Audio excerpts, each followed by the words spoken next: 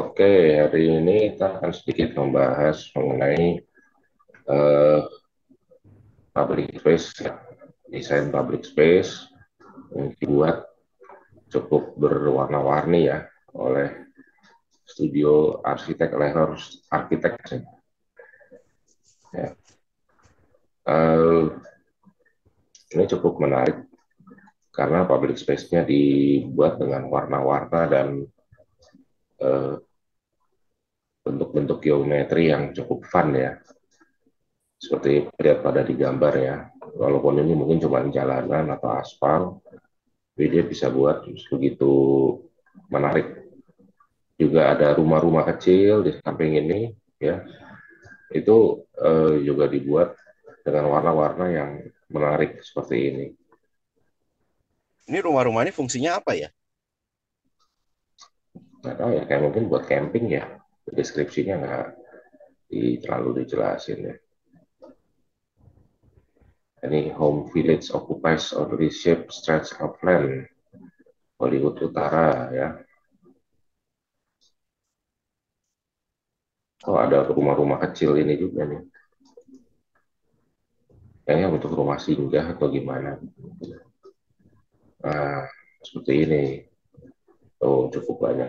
Ini saya kira pertama itu kayak stall-stall makanan gitu.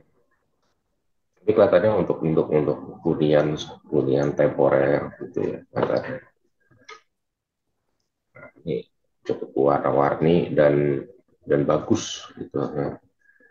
Ini boleh bisa jadi inspirasi untuk public space di Indonesia juga boleh nih seperti ini. Memang harus dirawat ya supaya tetap bersih. Jadi di pinggir jalan tol nih, pinggir jalan tol dia siapin tempat nih warna-warni ini nih. Nah, kelihatannya mungkin untuk singgah ya, parkir singgah di sini untuk istirahat. Semacam penginapan transit gitu ya. Ya mungkin kayak gitu ya kelihatannya. Cuman ya karena didesain dengan baik, bangunan sederhana pun bisa eh, menarik ya gitu ya, warna-warni seperti ini kira-kira.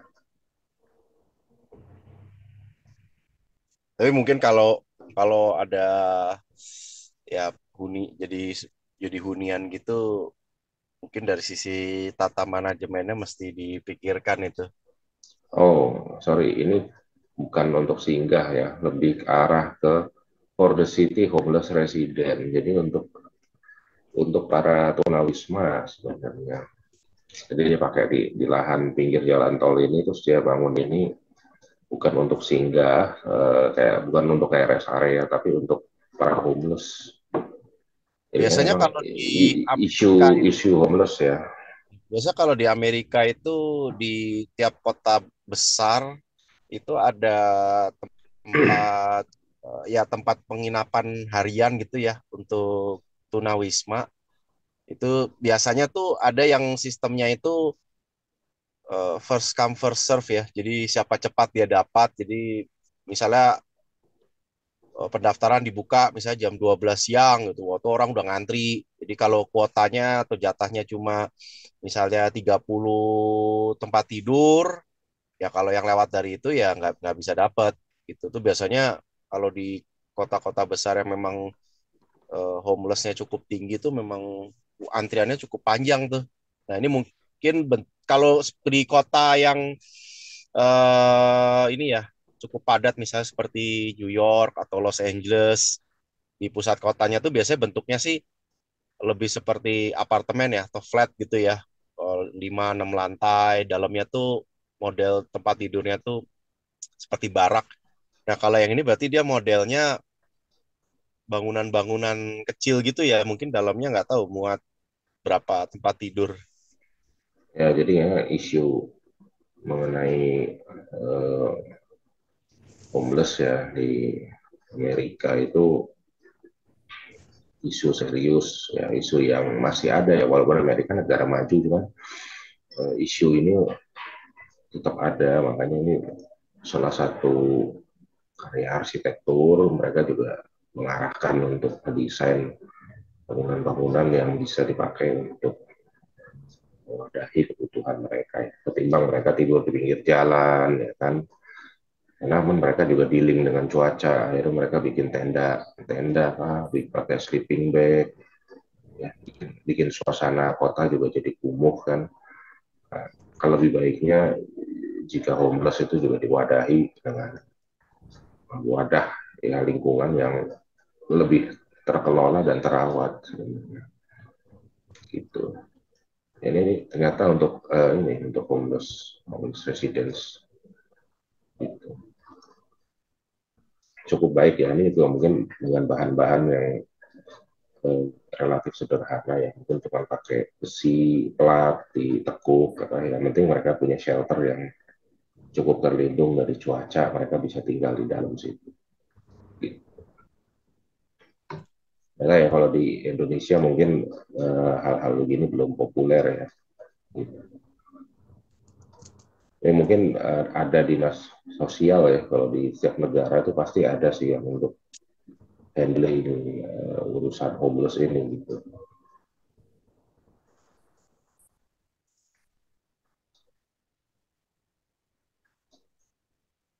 Oke, mungkin Ya dari ini karena apa mungkin mungkin entah budget atau maintenance itu di sebelah kanan tuh tanamannya tuh ini ya perinan.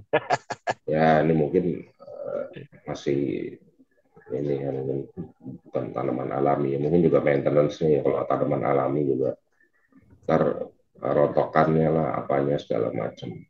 Ya Ya soalnya cuman nih fungsi ya apa fungsi sosial seperti ini kan biasanya memang secara dana tuh cukup terbatas ya.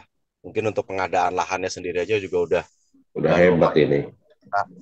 gitu. Jadi makanya memang secara desain kalau saya lihat sih diupayakan cukup minimal maintenance ya. Soalnya kayak Ya, pohon-pohon segala macam. Soalnya kalau kalau dilihat tuh tadi yang di pelataran tengah-tengahnya tuh mungkin agak gersang tapi ya kalau dipikir-pikir lagi kalau misalnya ada pohon mungkin nanti jadi ada isu maintenance segala macam. Ya ya supaya maintenance. benar-benar dananya itu bisa untuk ya mensubsidi para tunawisma yang diakomodir di sini ya. Ya jadi memang maintenance sekarang kalau di tempat publik gitu mungkin untuk mewadahi kebutuhan sosial kayak gini ya maintenance harus semudah mungkin karena mungkin kita tidak bisa mengharapkan yang numpang tidur di sini eh, terawat atau apa gitu. Jadinya memang harus dibikin sesederhana mungkin supaya nggak cepat rusak atau nggak cepat kelihatan kumuh ya kan. Kalau nggak pernah dibersihin, banyak rontokan daun tuh juga kan kotor kesannya. Nah, itu juga harus diperhatikan.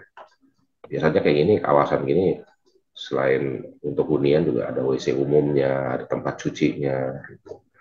Jadi sarana MCK juga tetap ada. Itu aja sendiri juga harus dirawat kan. Kalau nggak nanti kan itu juga jorok gitu, nanti bisa jadi jorok.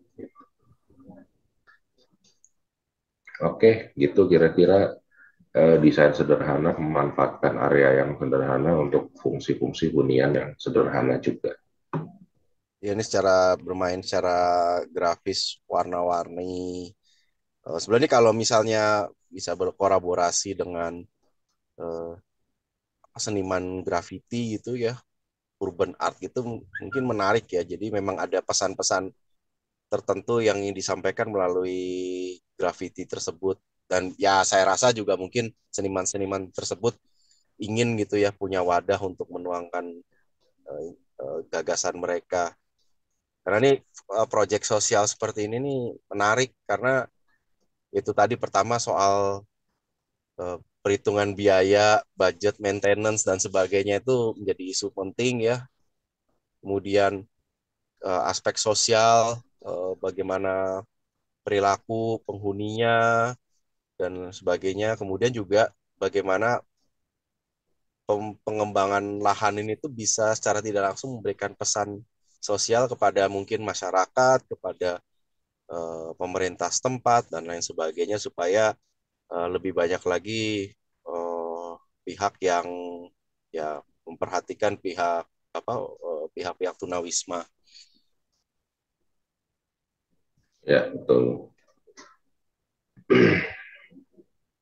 Oke, kira-kira demikian ya,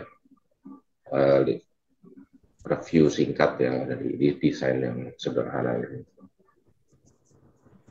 Sampai bertemu di episode berikutnya.